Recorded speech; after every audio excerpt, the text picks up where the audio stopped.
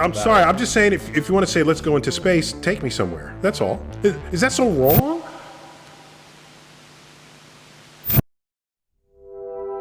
The classical idea of space. For centuries we thought of space the same way we think of a room, a background, a stage. Isaac Newton described space as absolute, a fixed, empty container in which all matter floats. Planets, stars, galaxies, they move through this container, but space itself remains untouched. To Newton, space existed independently of matter. It was always there, solid, real, and unchangeable. And for a long time this idea worked. Objects move, but space stays still. But then came Einstein.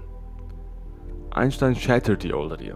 In his theory of general relativity, space isn't passive, it's dynamic. It bends, it stretches and twists. Mass and energy don't just exist in space, they shape it. Space and time are fused into one fabric. Space-time.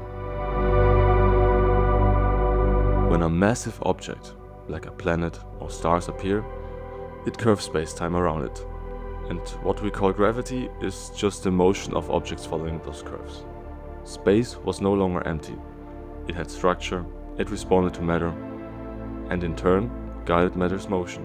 In Einstein's universe, space breathes, it reacts. It's part of the story, not just a setting. But Einstein's theory doesn't tell the whole story. Because when you zoom in, really zoom in, space becomes even stranger. According to quantum physics, even empty space is teeming with activity. At the smallest scales, space is filled with quantum fields. Even in a perfect vacuum, with no particles, no light, no anything, these fields never rest. Particles pop into existence and vanish again. Energy fluctuates constantly. This is the quantum vacuum, a restless, invisible sphere of potential. The vacuum has weight, it has effects, it may even be responsible for the mysterious force we call dark energy, a force that's accelerating the expansion of the universe. Now the real mystery begins, because if space can bend, ripple and sieve, maybe it's not fundamental at all. Some physicists believe that space, like temperature or waves on water, is emergent. From what? Information.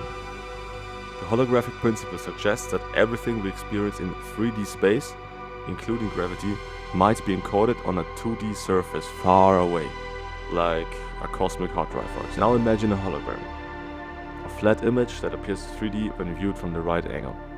What if space is the same? Another theory is loop quantum gravity. This proposes that space is made of discrete units, tiny loops of quantum fields, smaller than anything we can observe. In this view, space isn't smooth, it's pixelated, like a digital image, only at the scale of the Planck length. And if space is made out of loops, or code, or something deeper, what we see as geometry is just a large-scale behavior of its hidden structure. To really push the limit of this question, let's go to the most extreme places we know, black holes. At the center of a black hole, space doesn't just curve, it collapses. The fabric of space and time folds in on itself. Distance becomes meaningless, geometry breaks down. But what lies at the center? A singularity? A point of infinite density and zero volume? Or maybe is it the breakdown of our understanding? A place where space-time no longer exists, and something else takes over.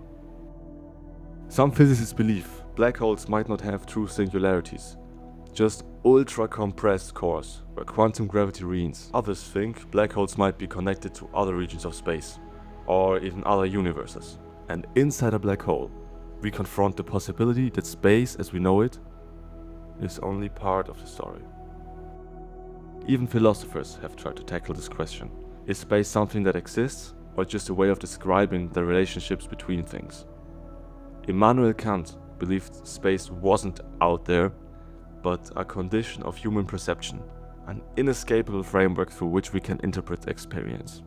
Modern thinkers ask, is space even real, or is it a tool like a coordinate system, useful but not fundamental? If nothing existed, no particles, no light, no observers, would space still be there, or would it vanish too? So, what is space made of? Is it geometry, information, quantum loops, a hologram, or just nothing at all? Whatever the answer is, one thing is certain: space is not empty, it's not simple, and may not what we think it is. Stay curious and keep looking up.